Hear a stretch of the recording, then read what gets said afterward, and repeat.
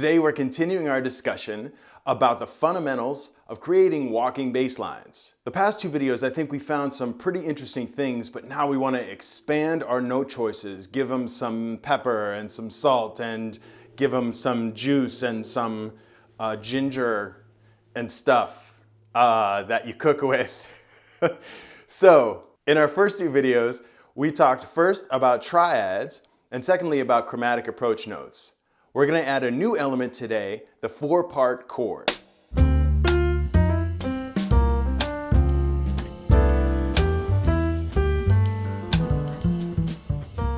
Welcome to Learn Jazz Bass with Matt Rybicki. If you're interested in learning more about how to play jazz bass, please subscribe to my channel. Like this video if you would, and check below for a link for a free PDF related to today's discussion. As I mentioned, we're talking about four-part chords, or also called seventh chords, and let's do a quick review first of what we talked about in the first two videos. If you haven't checked them out yet, you can see the first video here, and the second one here. So, in the first one we talked about triads and their creation. We have major triads, which are root 3-5, minor triads, which are root flat 3-5, diminished triads, which are root, flat 3, and flat 5, and augmented triads, which are root, 3, and sharp 5. In the second video, we discussed chromatic approach notes, which are tools to give our lines more interest and give it some extra flavor as well. They're not functional, but they do help to make the bass line sound better and help get you from place to place. The point of a chromatic approach note is that you are targeting a certain note from above or below by a half step. So let's expand our note choices today with four-part chords. Let's take a closer look. As I said earlier, we're adding a fourth note to the triads that we were using before. When we add this extra note, we have a lot more combinations and possibilities of sounds.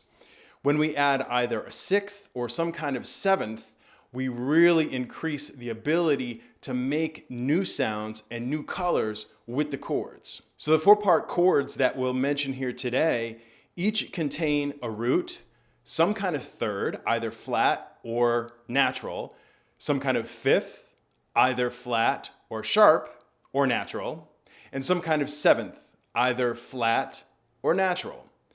Each contains only four parts. There are more chords that contain what are called extensions. We're not going to cover that today. We're just talking about the basic elements of chords that have four ingredients in them. By using these ingredients, we can create the following four-part chords: a major 6, a minor 6, a major 7, a major 7 sharp 5, a major 7 flat 5, a minor 7, a minor 7 flat 5, a minor major 7, a dominant 7, a dominant 7 sharp 5, a dominant 7 flat 5, a dominant 7 sus 4, and a fully diminished seventh.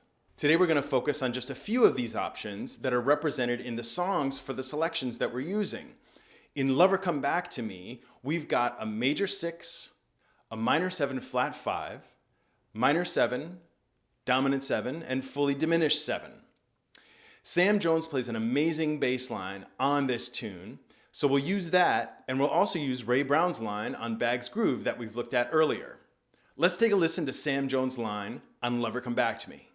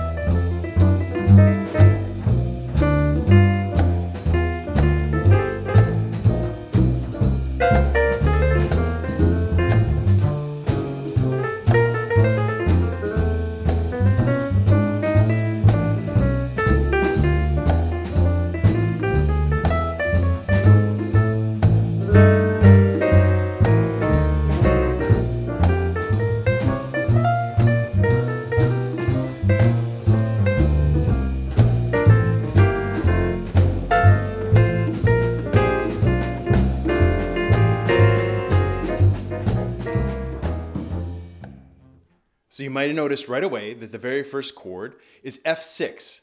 That means F major 6. Let's start there. By adding the sixth on top of a major triad, we have a new, more complex sound. So the spelling for a major 6 chord is root, 3, 5, and the 6. Remember, we're basing these numbers off of the key that comes from the root itself. So here we have an F6, so let's talk about F major. The notes of an F major scale are F, G, A, B flat, C, D, E, and F. So to create an F6 chord, we're going to play the root, or 1, skip the second, and play the third, A natural, skip the fourth, and play the fifth, which is C, and then also play the sixth, which is next in the scale, D natural. So we've got F, A, C, D, F, A, C, D. If you want to do a B flat 6 or B flat major 6, that would be B flat, the third is D, the fifth is F, the sixth is G. A B flat major scale, B flat, C, D, E flat, F, G, A, B flat. A D flat major 6 chord, for example, we're going to be working from the D flat major scale. That's D flat, E flat, F, G flat, A flat, B flat, C, and D flat. So a D flat major 6 chord would be D flat, the root, third is F, the fifth is A flat, the sixth is B flat. B flat, A flat, F, D flat. D flat, F, A flat, B flat.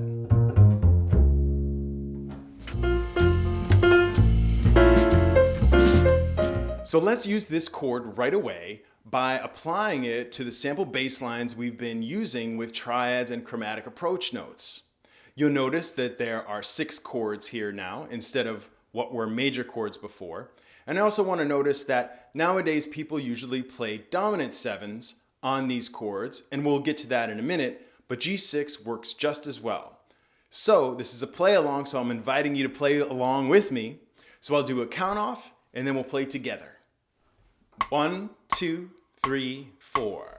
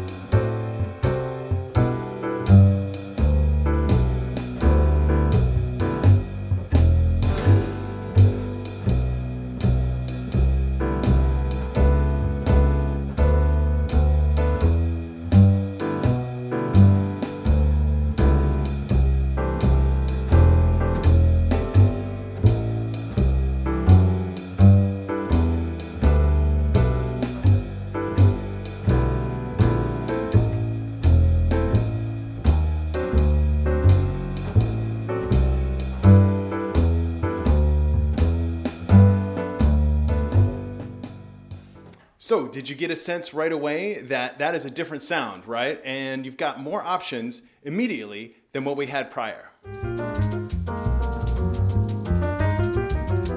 So a crucial other 4-part chord to be familiar with is the dominant 7 chord.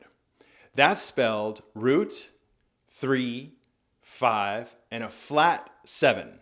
Remember that flat 7 is in relation to what would be the major 7 of the major scale from the root.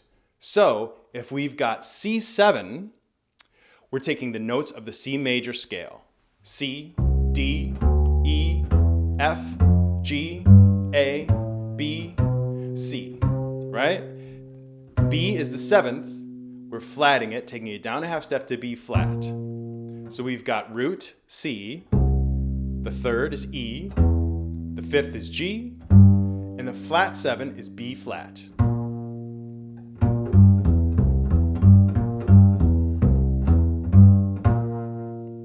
If we were to take an F7, for example, we're taking the F major scale, we're taking that naturally occurring 7, which would be E natural, and bringing it down to E flat. So F, A is the third, C is the fifth, and E flat is flat 7.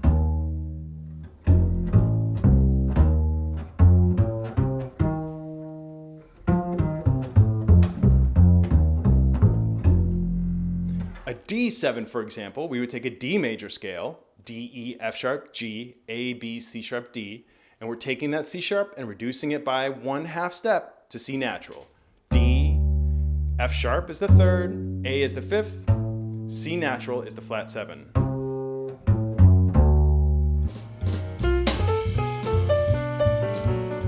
So let's go back to that blues we just played and make those 6 chords the more conventional dominant 7 chords. And play along with me again, if you would. I'll count you in. 1, 2, 3, 4.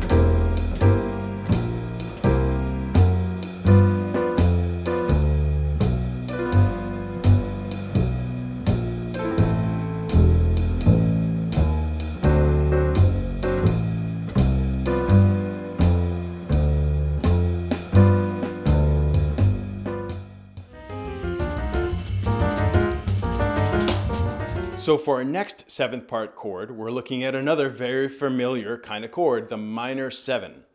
This is created with the root, the flat 3rd, and the 5th, like the minor triad, but now we're adding a flat 7 on top of it, like the dominant 7.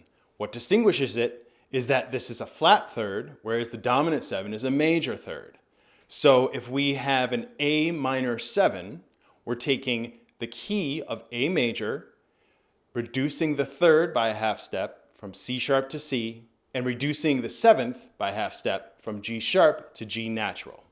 So we've got A, C, E, G, 1, flat 3, 5, flat 7. If we were to do an E minor, for example, that would be E, G natural, because this is the flat 3rd, and a natural 3rd would be G sharp in the key of E. B is the 5th, and then we're taking the naturally occurring D sharp, which is natural 7, and flatting it to D natural.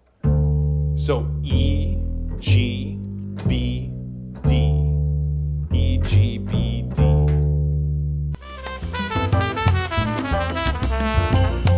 So now let's play again.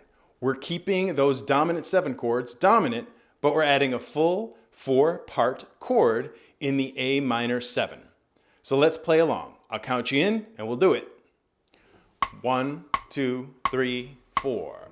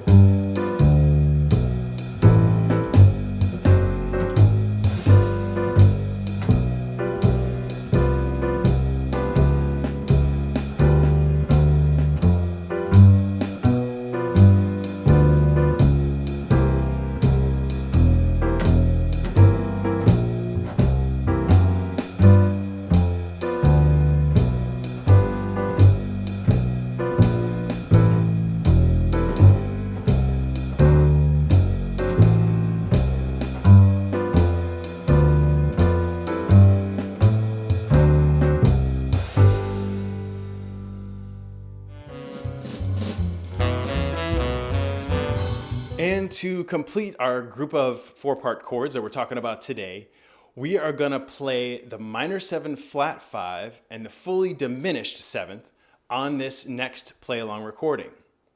The minor 7 flat 5 is just like the minor 7, except it has a flat 5. So the ingredients are root, flat 3rd, flat 5th, and flat 7. For, say, example, a G minor 7 flat 5, we would have G, flat 3 is B flat, flat 5 is D flat. D is the naturally occurring 5th. We're going to flat that to D flat. And flat 7, again, is F natural, not F sharp. That would be in the major key. G, B flat, D flat, F. G, B flat, D flat, F. If we were going to do a B minor 7 flat 5, for example, we're taking the major scale of B, and we're going to have a flat 3rd from that, a flat 5th from that, and a flat 7th from that. So we've got the root, which is B, a flat 3rd is D natural, the flat 5th is F natural, because F sharp would be the natural 5th, and then a flat 7 is A natural.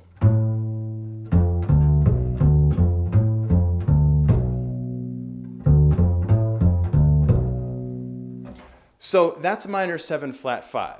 The fully diminished chord is kind of an interesting spelling. You remember the diminished triad is like the minor 7 flat 5 on the bottom, root, flat 3, flat 5. But for this 4th part, we have what is technically a double flatted 7th. This is the enharmonic note to what would be the natural 6, but we think of it like double flatted 7th. So for example, if we're again in the key of C major, a doubly flatted 7th, we would take the naturally occurring 7, B natural, flat it once, that's B flat, flat it again, B double flat is also A natural. So a C fully diminished chord is C, flat 3 is E flat, flat 5 is G flat, and then double flat 7, doubly flatted 7, is A natural or B double flat. C, E flat, G flat, B double flat. A natural. I tend to think of it really as sort of just the 6. It's hard to say like double flat all the time. But technically that's the analysis of it. If we were to have, let's see, an F fully diminished chord, we'd have F, A flat is the flat 3rd, C flat, or B natural, is the flat 5, and then the doubly flatted 7th is D natural, because we had E, then E flat, we flat it again is D natural.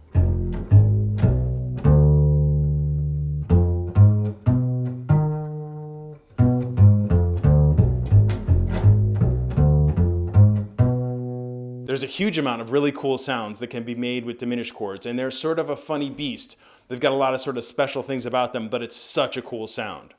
Just for your own sort of information's sake, if you look at the relationship of each note to each other, they're a minor 3rd interval away. F to A flat is a minor 3rd. A flat to C flat is a minor 3rd. C flat to E double flat is also a minor 3rd. That's also enharmonically B natural to D natural.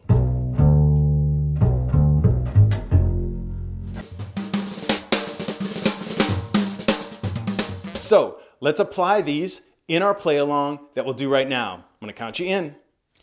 1, 2, 3, 4.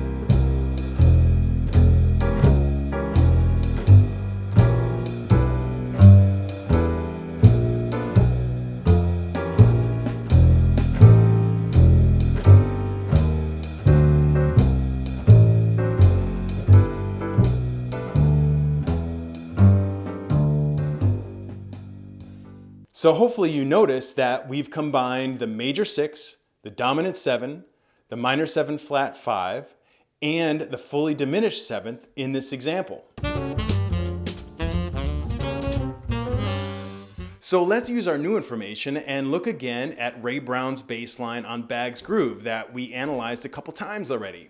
But now we're adding these 4-part chords, and you'll see in the circled places that he is really using a lot of the flat 7 where it's appropriate. I think that, like the play along we just played, it's got a much more sort of complete sound to it. A great thing about understanding 4-part chords is, like the chromatic approach notes, it allows us to gracefully and elegantly get from one place to another in a way that makes a lot of sense with the harmony and helps to support that sound that we're trying to go for. Ray Brown isn't reinventing the wheel here, but it's the totality of everything that he's doing that makes the line really special. And now let's take a closer look at Sam Jones' bass line on Lover Come Back to Me. One thing that you'll notice right away is that where there are minor 7 flat 5 chords, the E minor 7 flat 5, Sam tends to disregard that altogether and generally plays a natural 5. So I've sort of shot myself in the foot here a little bit by not giving a great example of playing the flat 5. But there's something interesting that happens later in the tune on page 2. And this is something that he repeats throughout the full performance. In the 3rd bar of the very first system, he is playing B flat, F, and then B flat and B flat again over what should be an E minor 7 flat 5 and an A7. So what's he doing there? Well, he's implying some kind of B flat major sound, most likely major, because that makes sense with the existing chords. What's cool about it here is that, you know how he's sort of not playing the flat 5 earlier? Well, here he's laying on it like hard, right? He's making the whole thing about the flat 5. Now, the B flat sound is also the relative major of the sort of key of the moment, D minor. D minor is happening there in those 4 bars, and B flat major shares many notes with D minor 7. That said, it's still a really cool effect, and he does it a couple times in this transcription. You'll also see examples of him actually playing the 6 on those major 6 chords, as well as definitely respecting the minor 7s with the flat 7s and the dominant 7s by playing flat 7s. In measure 19, there's something kind of cool, and I want to talk about this as a main topic in another video, and that is that he's making a 2-measure line that really has a lot of forward motion to it. He's using a lot of chromatic approach notes and connecting the chords to each other in a really seamless and cool way. So one of the reasons that I chose this selection is that I think it represents these ideas that we're talking about pretty darn well, especially in just a couple pages of transcription. If you don't know this album, More Party Time from Arnett Cobb, is very, very cool. I do have to say though, I wanted to share a personal opinion about that album. And that's that there is a conga player on the album who is a great master musician for sure. But to me, I don't really love the sound of conga played with a swing feel. It just seems to sort of drag on the time a little bit. Even with master musicians, it's really difficult to sync up 2 percussive instruments in a way that sounds equally swinging across the whole of the ensemble. That said, I'm not taking anything away from this master musician, nor do I want to say there's anything wrong with the recording. I just wanted to share a personal opinion and see maybe what you thought if you listened to it as well. So let's summarize where we've come from. We started out with triads, major, minor, diminished, and augmented. We added chromatic approach notes to add some interest to the line and target specific important notes in the chord. Now we're filling out those chords into a full 4-part or 7th chord. That's going to add a lot of sophistication and a lot of depth to the sound. With just these 3 elements, you can make a pretty darn good sounding bass line already. I think you'll agree that what we've played together sounds pretty cool, and there's nothing, again, that's super complicated that you can't understand. So I hope that this made sense to you. Please remember to subscribe to my channel, like this video if you would, and look for the link below for a free PDF related to today's discussion. As always, straight ahead and strive for tone.